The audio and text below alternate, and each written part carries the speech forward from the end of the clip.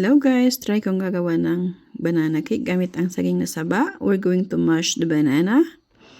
And then, magbati tayo ng itlog.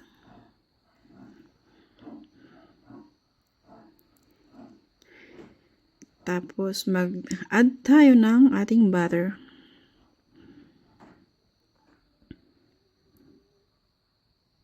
Mix lang. And then, we're going to add milk. Maglagay din tayo ng asukal. Tapos, ilagay na natin ang ating banana. And then, we're going to mix.